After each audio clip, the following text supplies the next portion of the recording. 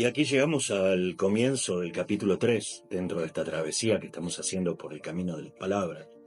Y la primera cuestión que nosotros tendríamos que poner en claro cuando empezamos esta aventura es la cuestión de que los hablantes nos comunicamos por textos, los textos que son las unidades de comunicación. Ahora bien, esos textos siempre tienen sentido si están en un contexto determinado. Ese contexto es el que nos da las claves de en qué situación se dijo algo, en qué situación, en qué lugar, en qué tiempo, era adecuado o no era adecuado. Pero además hay algo sumamente importante en esto, que es que todo texto tiene un destinatario. Todo texto supone un destinatario, una persona a quien destinamos aquello que nosotros vamos a decir. Y si el texto es una unidad de significado, todo el texto quiere decir algo, porque cuando nosotros leemos o escuchamos lo que dice alguien, nos podemos preguntar siempre, ¿qué quiso decir con todo eso? Entonces, si el texto es una unidad de significado, nos podemos dar cuenta de que la problemática principal del texto es qué quiso decir. Nosotros más adelante nos vamos a preocupar por otras cuestiones como ¿por qué quiso decir eso? ¿Qué intenciones tenía?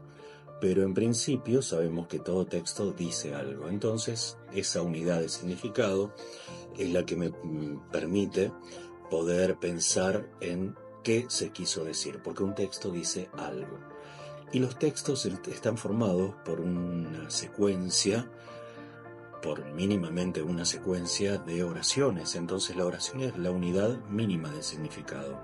¿Y cómo está organizado el significado en la oración? En la oración los significados se organizan en torno a un verbo, al verbo principal.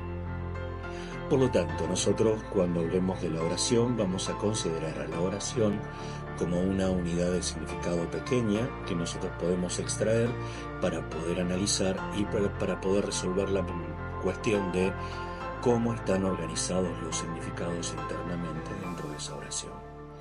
Entonces, como la problemática básica es siempre la problemática del significado, vamos a empezar en este trabajo de desarmar las unidades con las cuales se conforman los textos.